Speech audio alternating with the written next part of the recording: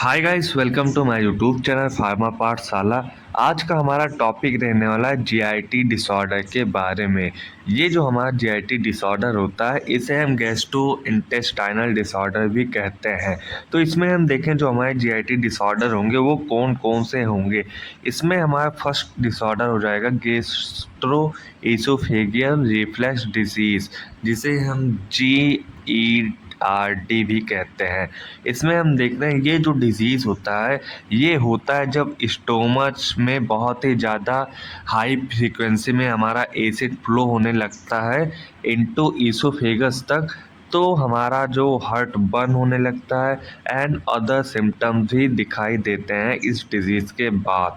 And इसमें हम second disease देखेंगे इरिटेबल बाउल सिंड्रोम, इसे भी हम IBS के भी नाम से जानते हैं। ये जो डिसीज़ होता है ये कॉमन डिसऑर्डर होता है जो कि अफेक्ट करता है हमारे लार्ज इंटेस्टाइन को एंड कॉज करता है कुछ सिम्टम्स मेन लक्षण कुछ दिखाई पड़ते हैं आपको जब ये डिजीज़ होता है। तो ये सिम्टम्स होंगे हमारे abdominal pain, cramping, blot, gas, diarrhoea and constipation भी होने लगते हैं जो कि सिम्टम होते हैं इरिटेबल बाउल डिजीज सिंड्रोम के। एंड इसमें हमारा थर्ड डिसऑर्डर हो जाएगा इन्फ्लामेटरी बाउल डिसीज़, इसे हम IBD भी कहते हैं।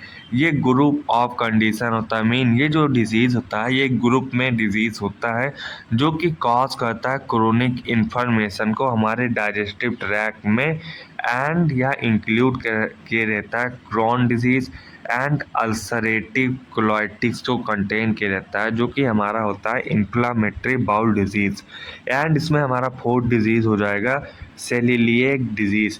ये जो हमारा सेलिलिएक डिजीज़ होता है इसे हम ऑटो इम्यून डिसऑर्डर भी कहते हैं जो कि ट्रिगर करता है या होता है ग्लूटेन से ट्रिगर होता है हमारा ये डिजीज़ एंड कॉज करता है स्मॉल इंटेस्टाइन को डैमेज करता है हमारा ये सीलिएक डिजीज़।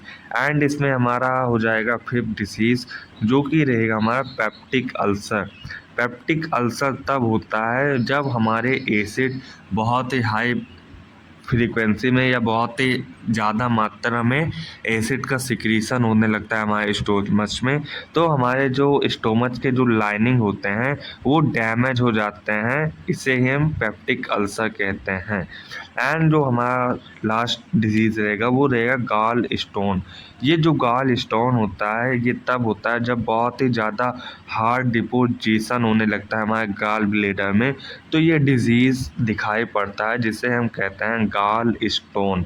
एंड इसमें हम सेकंड देखें BMR। BMR को हम बेसल मेटाबॉलिक रेट भी कहते हैं। ये जो हमारा बेसल मेटाबॉलिक रेट होता है ये होता है amount of energy measure in calories, mean इस BMR का हम उपयोग करते हैं एनर्जी को मेज़र करने के लिए एंड कैलोरीज को मेज़र करने के लिए हम BMR का यूज़ करते हैं। ये जो हमारे कैलोरीज होता है ये हमारे बॉडी के रिक्वायर्ड होते हैं बेसिक लाइफ के लिए, लाइफ सस्टेनिंग के लिए एंड फंक्शन ऑफ रेस्ट के लिए रिस्पॉन्सिबल होते हैं ये हमारे एनर्जी एंड कैलोरीज। एंड इसमें हम देखेंगे और भी इसके फंक्शन के बारे में जो कि हमारे बेसल मेटाबॉलिक रेट का हो जाता है। इसका फंक्शन होगा हमारे ब्रीथिंग कराना, सर्कुलेशन कराना, सेल प्रोडक्शन कराना, न्यूट्रिएंट्स प्रोसेसिंग करना, प्रोटीन सिंथेसिस करना एंड आयरन का ट्रांसपोर्ट करना, ये काम होता है BMR का। एंड इसमें हम देखेंगे फंक्शन देखेंगे जो कि लार्ज में हो जाएगा फंक्शन ये। तो इसमें हमारा हो जाएगा BMR represent the minimum calories required needed to keep the function of the rest. इसका मतलब ये होता है जो हमारा बेसल मेटाबॉलिक रेट होता है यह रिप्रेजेंट करता है कि कितने अमाउंट कैलोरीज का उपयोग किया जाता है हमारे बॉडी को फंक्शन कराने के लिए। इसे क्यों हम कहते हैं फंक्शन ऑफ BMR का। एंड इसमें हमारा और भी हो जाएगा मेंटेनिंग बॉडी टेम्परेचर। ये जो हमारा BMR होता है ये मेंटेन भी करता है बॉडी के टेम्परेचर को, रिपेयर करता है सेल्स को एंड कैरी करता है एसेंशियल मेटाबॉलिक के प्रोसेस को हमारा ये BMR। एंड इसमें हम फंक्शन देखेंगे जो हमारे BMR के फैक्टर्स या फंक्शन होते हैं वो किस प्रकार से हमारे बीएमआर को अफेक्ट कर सकते हैं, यही हम देखेंगे फैक्टर इन्फ्लुएंसिंग बीएमआर में। तो इसमें हमारा फर्स्ट फैक्टर आ जाएगा बॉडी साइज एंड कंपोजिशन। इसमें हम देखें जो हमारा बॉडी होता है या कंपोजिशन होता है, कंपोजिशन तो सेम बना होता है लेकिन बॉडी जो साइज होता है वो सभी पर्सन का डिफरेंट होता है, या इंडिविजुअल या मोर मसल होते हैं, सेम मसल किसी के नहीं होते हैं। एंड इसमें हम देखते हैं कि कितना बीएमआर हो रहा है हमारे इसमें, एंड या किस वजह से हमारे बॉडी के टिश्यू बर्न हो जा रहे हैं, एंड कैलोरीज कितना यूज हो रहा है जब हम रेस्ट करते हैं। एंड इसमें हमारा सेकंड फंक्शन हो फैक्टर होगा जो कि रहेगा सेक्स।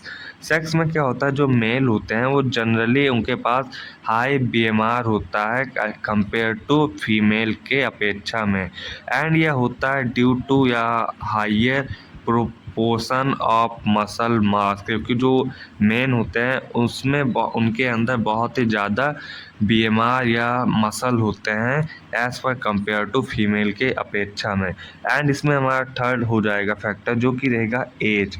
एज जो होता है ये हमारे बीएमआर जो होता है वो डिक्रीज होता रहता है हमारे एज के हिसाब से। मीन जिस प्रकार से एज बढ़ता रहता है उस प्रकार से ही हमारा जो बॉडी के मसल्स होते हैं वो डिक्रीज होते हैं, एंड फिजियोलॉजिकल चेंजेस भी दिखाई देते हैं हमारे एज के हिसाब से। एंड इसमें हमारा फोर्थ फैक्टर हो जाएगा जेनेटिक्स। जेनेटिक्स जो होते हैं ये हमारे जेनेटिक फैक्टर होते हैं जो कि इन्फ्लुएंस कर देते हैं हमारे इंडिविजुअल बेसल मेटाबॉलिक रेट को एंड वेरियस मेटाबॉलिक रेट को। मेटाबॉलिक रेट मीन जो हम फूड खाते हैं उनका मेटाबॉलिज्म होता है, उसी को हम कहते हैं मेटाबॉलिक रेट। एंड इसमें हमारा फिफ्थ फैक्टर हो जाएगा जो कि रहेगा hormonal and health status. Hormonal and health status में हम देखें तो हमारा जो थायराइड हार्मोन्स होता है ये प्ले करता है सिग्निफिकेंट रोल इन बीएमआर में। मेन जो हमारा थायराइड हार्मोन्स होता है इसका बहुत ही मेन रोल होता है हमारे बेसल मेटाबॉलिक रेट का। एंड ये जो हमारे इसमें कंडीशन होते हैं, मेन जो हमारे हार्मोन्स होते हैं रिलीज होते हैं उनका कुछ कंडीशन होता है, जैसे हाइपरथायरॉयडिज्म। इसका क्या मतलब होता है, जब हमारे बेसल मेटाबॉलिक रेट बहुत ही हाई मात्रा में होते हैं तो इसे हम हाइपरथायरॉयडिज्म भी कहते हैं। And hypothyroidism